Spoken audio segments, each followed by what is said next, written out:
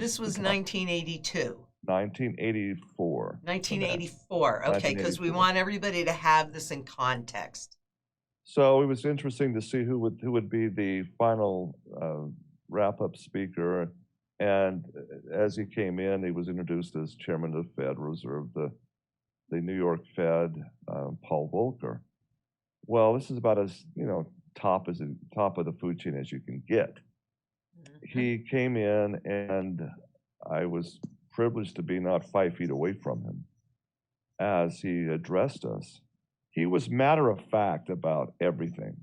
It was like, oh, we were just subordinates, and he was giving the orders as a general on the battlefield.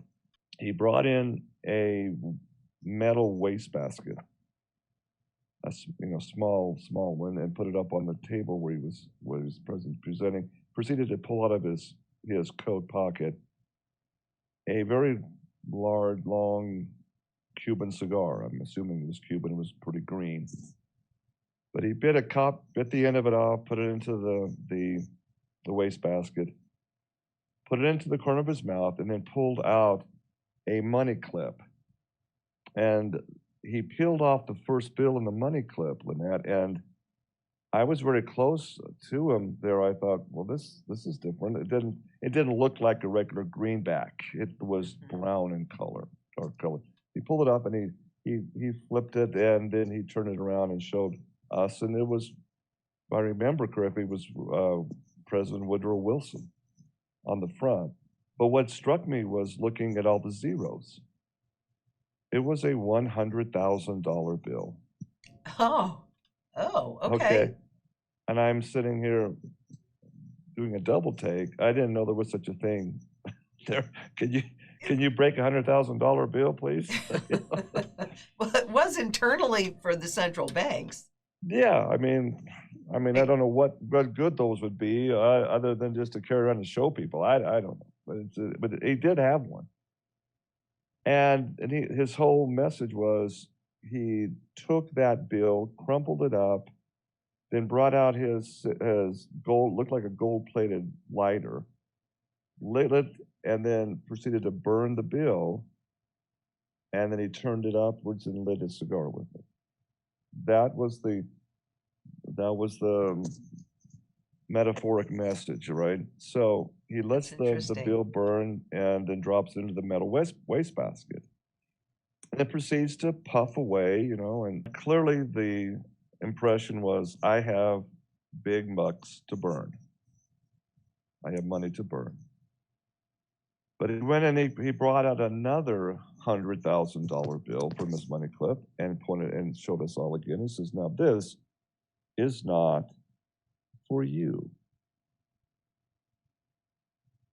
This is for one thing only. And he said, and I'll never forget these words, he said, this is for the consumption of the goy. Now, I had no idea what goy meant as a young 20-something-year-old. And I had my notepad, my legal pad, and I wrote FOI. I thought it was maybe an acronym, FOI, GOI, gross over income. What is it? What is GOI? I didn't ring a bell as an acronym. So I wrote GOI question mark, what does that mean? But nobody else seemed to know. Everybody else seemed to know what it was. I was just the only one in the dark. So I looked around, and everybody's like just kind of nodding their heads.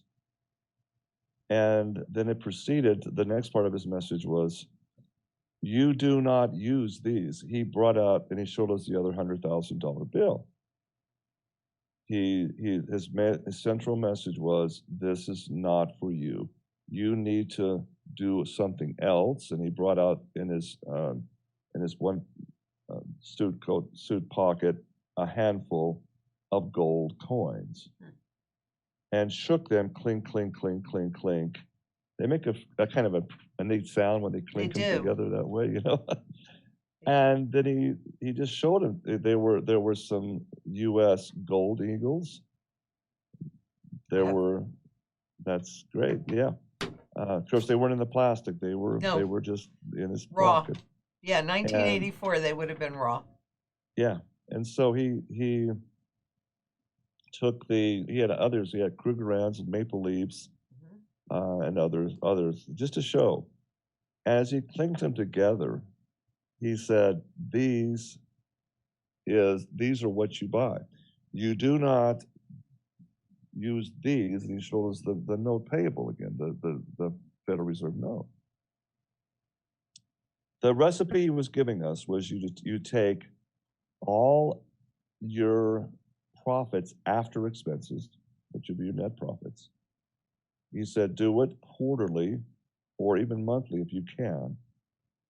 And you buy these, use this, you call these numbers, and you can bank wire transfer into it, and we will provide you these gold coins in a special numbered box. And then he gave us also numbers, the numbered accounts to set up numbered bank accounts with.